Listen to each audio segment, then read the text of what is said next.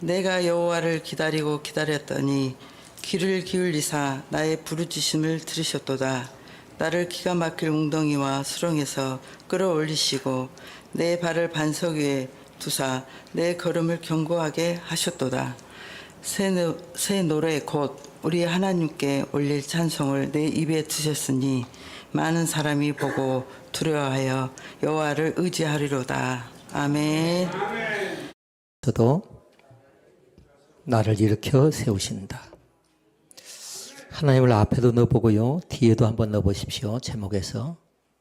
하나님은 어떤 상황에서도 나를 일으켜 세우신다. 아멘. 뒤에도 한번 넣어볼까요? 어떤 상황에서 나를 일으켜 세우시는 하나님.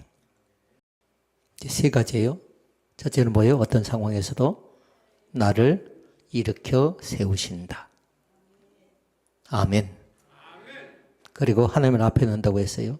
하나님은 어떤 상황에도 나를 일으켜 세우신다.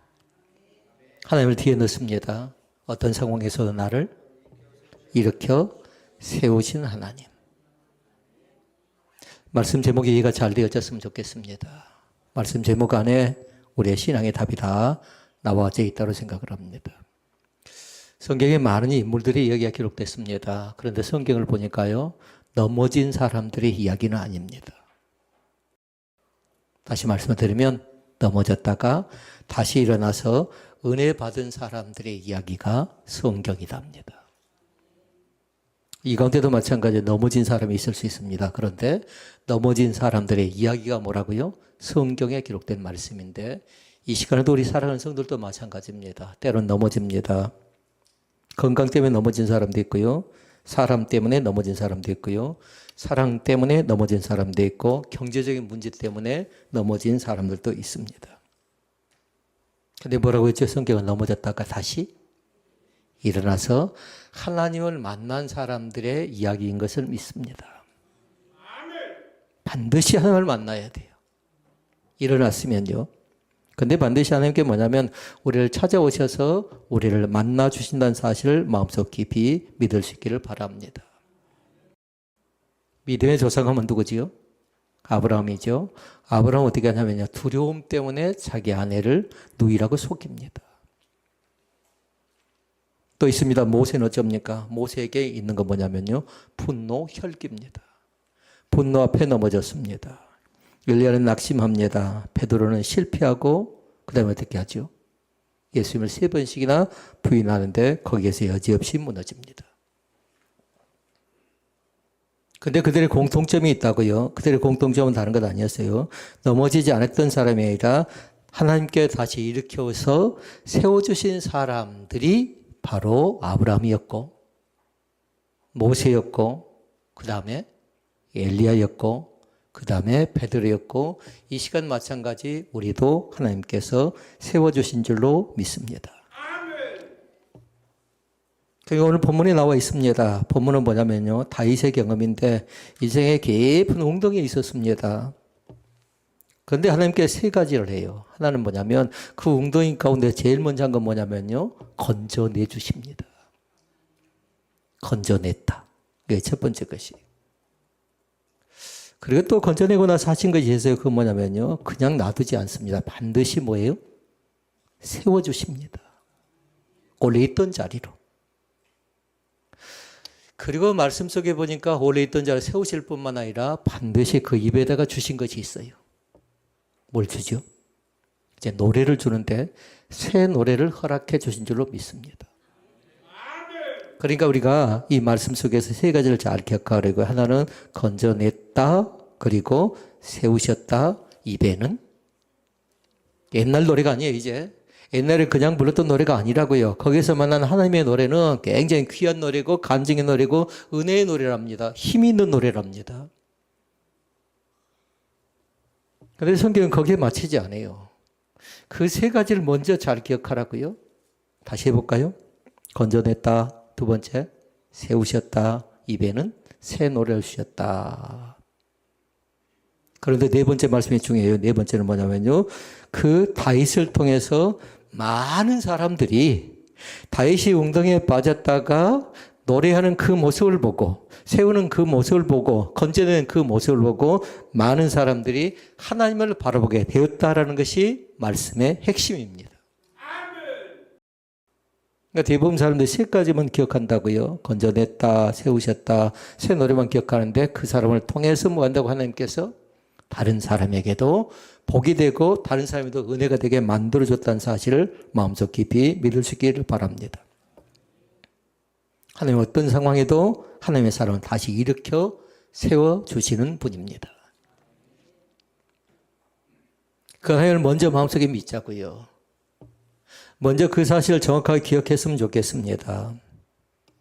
한 권사님이 계셨습니다. 몇 달 동안 교회 잘 보이지 않습니다. 사람들이 궁금해 여깁니다. 왜 보이지 않을까? 무슨 일일까 궁금했는데 어느 날 갑자기 나와서 얘기하기를 뭐라고 하냐면 사람들이 물어보니까 그렇게 얘기합니다. 두 가지를 얘기하는데 하나는 깊은 웅덩이 가운데 빠진 것 같았대요. 그리고 또 그분이 그렇게 고백합니다. 자기는 수렁 속에 있었다고 합니다. 수렁 속에. 그러면서 이제 알 것 같답니다. 이제 보여지기 시작한답니다. 이제 찬양이 그 찬양 속에 힘이 있고 찬양 속에 은혜가 있고 찬양 속에 기쁨이 있다는 걸 비로소 깨달았다라고 그 자신이 고백을 합니다. 오늘 말씀을 네 가지로 말씀을 살펴보고 말씀을 정리하도록 하겠습니다. 첫째 말씀은 뭐냐면요. 하나님은 가장 깊은 곳에서도 나를 끌어올리십니다. 만약에 여러분들이 이런 어려움 속에 있다면요, 이런 웅덩이 가운데 빠졌다면 이 말씀을요, 첫 번째 말씀을 날마다 고백할 수 있기를 바랍니다. 나를 반드시 하나님께 끌어올린다는 사실을 2절 말씀에 나와 있는데요, 이걸 분명하게 기억할 수 있기를 바랍니다. 그런데 이건 단순한 것이 아니었어요. 두 가지가 나오죠. 나를 기가 막힐 웅덩이가 첫 번째고, 그냥 두 번째는 뭘까요? 수렁이 두 번째예요. 기가 막힐 웅덩이의 뜻은 다른 것 아니랍니다. 단순히 작은 어려움이 아니라고요. 스스로 어떻게 결정하지 못해 쩔쩔매고 있는 빠져나올 수 없는 하나의 이 깊은 자리라고 얘기할 수 있겠습니다. 한마디로 얘기하면 자기 힘으로 어찌할 수 없었다라는 겁니다. 수렁이 있습니다. 수렁은 뭐냐면요, 발버둥 칠수록 살려고 발버둥 칠수록 더 깊이 빠져드는 게 뭐냐면요, 수렁이래. 수렁. 우리 인생에도 이런 수렁 같은 것들이 있습니다. 어떤 가정을 보니까 반복돼요. 하나의 문제가 해결되는 것 같았는데 또 다른 문제가 생겨나고요. 또 다른 문제가 생겨나고.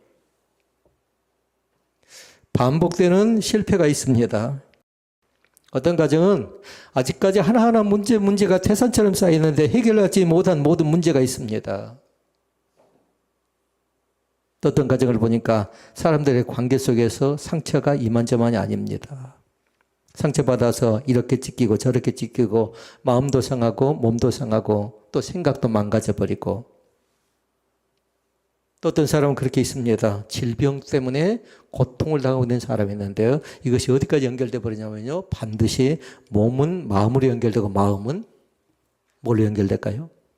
영적으로 연결되는데 영적 침체까지 연결돼 버리고 만답니다. 그러면 심각한 겁니다. 중증 중에 보통 중증이 아니랍니다. 처음 시작은 별것 아니었어요. 그냥 나중에 보니까 영적 침체가 찾아와 버렸어요. 이럴 때 사람들은 그렇게 얘기합니다. 처음에는 어떻게 생각하냐면 내가 해결할 수 있겠다라고 생각을 합니다. 조금만 더 있으면 될 것 같다고 생각합니다. 조금만 더 버티면 될 것 같다고 생각합니다. 그런데 어떤 문제는 우리의 힘으로 도저히 해결하기 힘든 것이 있답니다. 내 의지, 내 노력, 내 힘으로 해결하기 힘든 문제가 있는데 인간의 힘에는 한계가 있다라는 겁니다. 그때 두 가지가 있답니다. 바로 그때 하나님께서 손을 내밀 때 손을 잡는 방법이 있고요. 내가 깨달아서 내 힘으로 안 되니까 내가 주님의 손을 의지합니다라고 간청하는 사람도 있답니다. 근데 후자보다는 전자입니다. 하나님이 나를 긍휼히 여기셔서, 하나님이 우리 사랑하는 성도들의 중보기도에 힘을 힘입어서 나에게 손을 내밀어 주신 그 하나님. 대부분 사람들은 내가 찾아가지 못한답니다. 왜냐하면 내가 해보려고 하니까, 내 의지를 믿으니까, 내 경험을 믿으니까. 그런데 이 시간에도 마찬가지 하나님이 나를 찾아와 주셔야 된 줄로 믿습니다. 그러니까 잘 기억하라고요. 하나님은 깊은 수렁에서도 깊은 웅덩이에서도 나를 외면하지 않는다라는 사실을 기억하고요. 수렁 가운데서 부르짖을 때에 자기 백성의 기도를 반드시 들어주십니다. 그런 사람들은 그렇게 얘기하죠. 내가 기도했는데 지금 막힌 것 같대요. 그리고 내가 기도했는데도 모든 게 다 끝난 것 같답니다. 아무 길도 보이지 않는 것 같답니다. 그러나 기억할 거 있어요. 반드시 하나님은 막힌 것 같을지라도 반드시 우리 가운데 새로운 장면을 예비하고 있다는 사실을 믿으시기를 바랍니다. 그럼 우리가 그렇게 얘기하죠. 저 사람의 인생은 이제 끝났어. 저 사람은 어려워질 거야 라고, 저 사람은 길을 찾지 못할 거야 라고 얘기하는데 반드시 기억할 건 뭐라고요? 영화를 생각하라고요. 반드시 그 다음에 새로운 장면이 우리를 위해서 예비된다는 사실을 믿을 수 있기를 바랍니다. 이것이 하나님이 하시는 일이랍니다.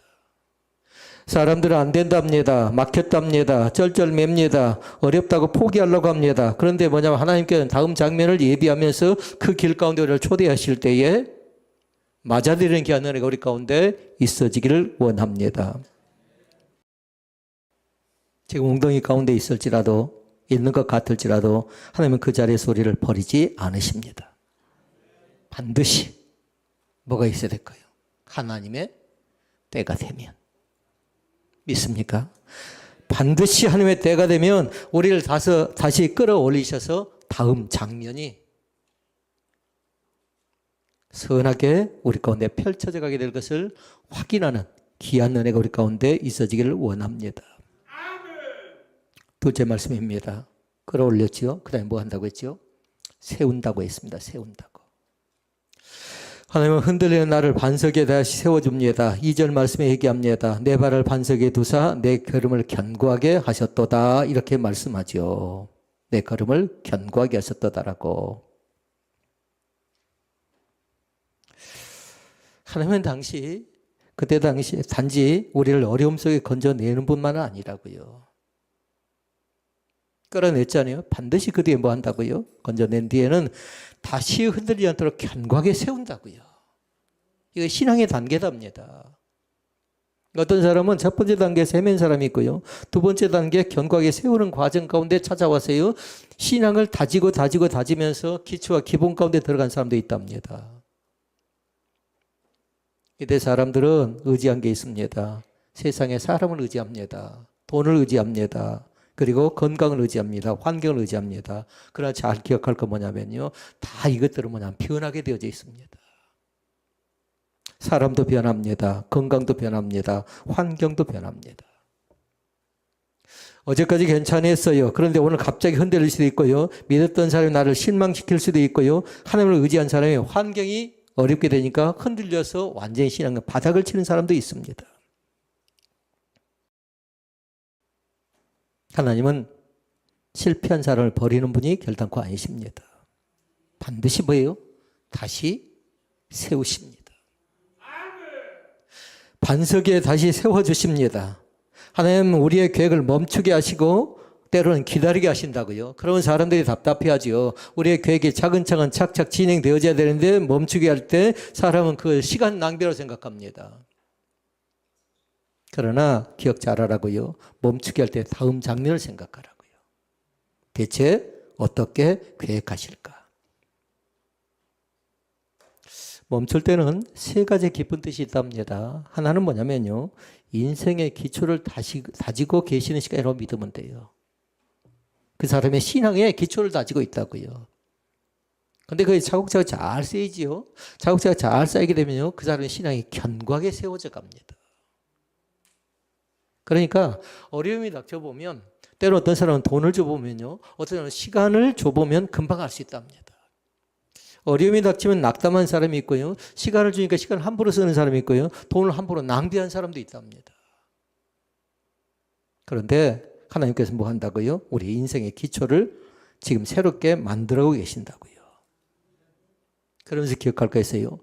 육적으로 말고요. 영적으로 접근할 때요. 반드시 기억할 건 뭐냐면 신앙의 뿌리를 계속적으로 뿌리를 내리고 계시는 시간임을 믿습니다.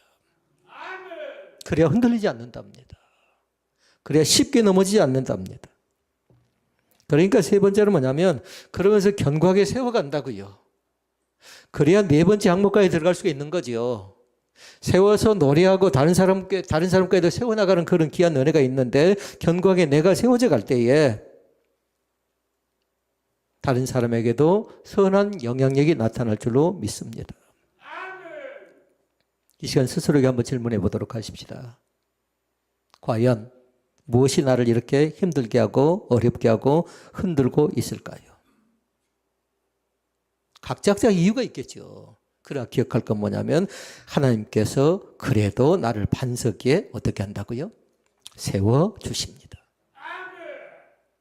굳건한 반석 위에 나를 세우셔서 흔들리지 않도록 만들 뿐만 아니라 견고하게 세워가시는 그 하나님.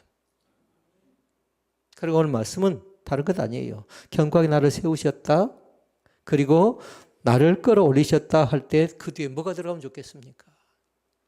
참 좋으신 나의 하나님이다. 믿습니까? 하나님은 참 좋으신 나의 하나님이라고요. 때로는 여러 가지 답답할 때가 있겠지요. 문제가 해결되지 않으니까. 그러나 그 하나님은 나를 위해서 뭔 장면을, 다음 장면을 예비하신다고요. 궁금하지 않나요? 저는 생각할 때요, 신혼배들께 미래에 대해서 굉장히 궁금하더라고요. 과연 어떻게 될까? 그런 걱정하진 않아요. 염려하진 않아요. 지금까지 진행한 과정을 통해서 볼 때요, 그 어려움 중에 어떻게 되냐면 더 견고하게 세워가셨던 그 하나님. 그분이 바로 우리의 구원자 되신 예수 그리스도이심을 믿습니다.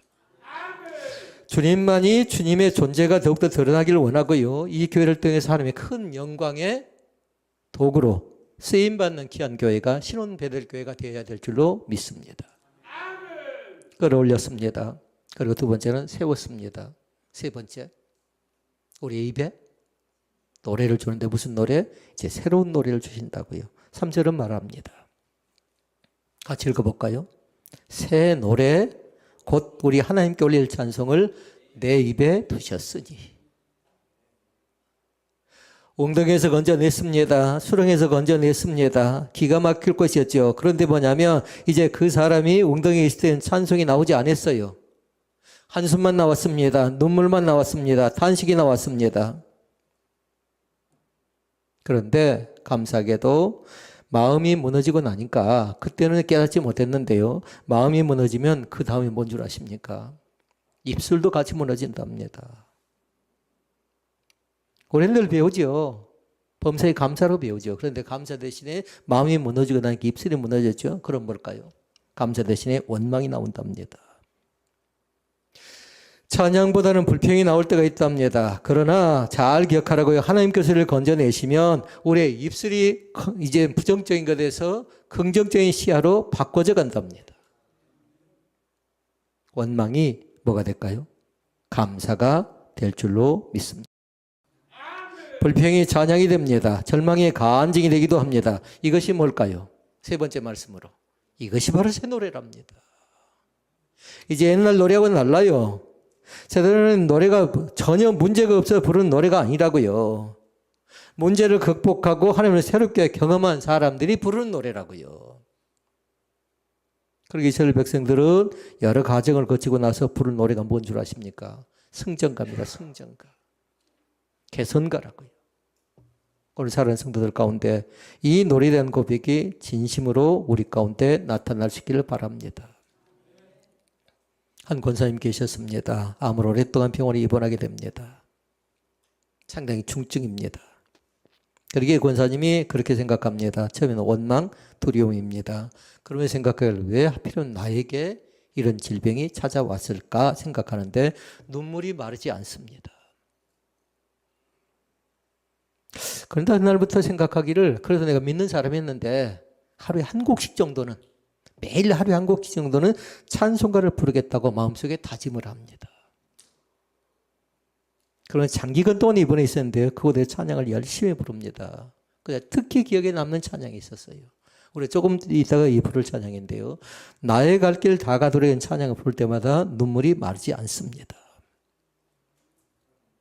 그리고 그 찬양을 하루에 한 곡씩 부르기로 했는데 그 찬양을 계속적으로 부릅니다. 그런데 생각해 보세요. 찬양을 부른다고 병이 낫나요? 병이 금방 나은 것도 아니었습니다. 상황이 바뀐 것도 아니었습니다. 그런데 감사한 건 그 권사의 마음이 조금씩 변화가 나타나기 시작합니다. 바뀌기 시작했다라는 겁니다. 몇 달 후 권사님이 퇴원합니다. 그러면서 간증합니다. 그러면서 병이 나를 바꿔놓았다고 얘기합니다.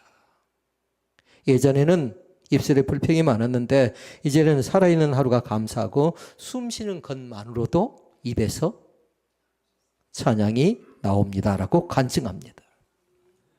환경은 그대로 있다고요. 근데 하나님께서 그 입술에 무슨 노래를 주었나요? 이제 하나님을 만났으니까 새 노래를 그 가운데 부어주신 줄로 믿습니다. 사랑하는 성도 여러분, 하나님은 눈물 속에서 찬양을 배우게 하십니다. 눈물 없는 찬양도 귀하지만요, 눈물 속에 배운 찬양은 더 훨씬 더 깊습니다. 훨씬 더 은혜가 있고요, 훨씬 더 힘이 있답니다. 아픔을 지나온 사람들의 찬양을 보실랍니까? 그 아픔 속에서 겪었던 그 아픔이, 그 고통이, 그전에 입만 까딱까딱했다면요, 실제로 경험하고 나니까 왜 나만 겪는 고통이냐고 찬양할 때마다 그 자신이 생각합니다. 한 절 한 절 쉽게 넘어가지 못합니다. 고난의 뒤편에 있는 주님의 얼굴을 보라고 얘기할 때 그 자신이 찬양할 때 눈물이 떠나지 않습니다. 사랑하는 성도 여러분, 여러분의 고통과 슬픔과 아픔과 탄식이 찬양으로 바꿔질 때에 우리 한숨 자체가 간증으로 새롭게 거듭나는 귀한 은혜가 우리 가운데 있어지게 될 줄로 믿습니다. 저는 하나님의 몸된 교회 가운데 이 새 노래가 여기저기에서 올려놨으면 좋겠습니다. 하나님, 저도 그런 사람이었습니다. 그전엔 찬양했는데 이제 하나님을 진정으로 만나고 나서 하나님께서 끌어올리시고 세우시고 나서 새 노래를 주실 때 그 새 노래는 나에게 유익하고 힘이 되었습니다라고 고백하는 그 은총이 우리 가운데 넘쳐날 수 있기를 바랍니다. 이제 세 가지 정리해 볼까요? 하나는 끌어올리시고, 그 다음에 세워주셨고, 세 번째는 나의 입술에 새 노래를 허락하셨던 그 하나님이. 넷째 말씀 잘 기억합시다. 하나님은 나를 회복시키셔서 다른 사람에게 소망이 되게 하십니다. 가로 열고, 그것이 뭘까요? 간증의 주인공으로 쓰십니다. 아멘. 나를 회복시키십니다. 이것만 갖고도 괜찮아요. 그런데 나를 회복시키실 뿐만 아니라 다른 사람들에게 소망이 되게 하신다고요. 그러면서 간증의 주인공으로 세워주실 줄로 믿습니다. 그 말씀이 어디 나와 있나요? 3절에 나와 있습니다. 많은 사람들이 나를 보고 두려워하여, 많은 사람들이 보고 두려워하여 여호와를 의지하리로다. 아멘. 하나님께서는 다윗 한 사람만 이렇게 세운 것이 아닙니다. 다윗을 일으키셔서 많은 사람이 믿음의 증거가 되게 하셨다고요. 내가 회복되는 나만 위한 것이 아니라고요. 내가 다시 일어날 모습을 통해서 누군가는 반드시 살아계신 하나님을 보게 될 줄로 믿습니다. 내가 일어날 모습을 통해 누군가는 소망을 갖게 된다고요. 내가 지나온 눈물의 시간이라든가 병듦의 시간이라든가 실패의 시간이라든가 기도의 시간은 결단코 헛되지 않습니다. 왜냐하면 하나님은 그것을 사용하셔서 다른 사람을 살리는 간증의 도구로 쓰시기 때문에 그렇습니다. 하나님께서 우리를 회복한 이유가 있어요. 다른 것 때문에 그런 거 아니랍니다. 내가 겪었던 눈물과 실패와 아픔이 다른 사람을 일으켜 세우는 힘이 되게 하시기 때문에 하나님께 나를 회복시킨다고 여러분 기억할 수 있기를 바랍니다. 이것이 귀한 겁니다.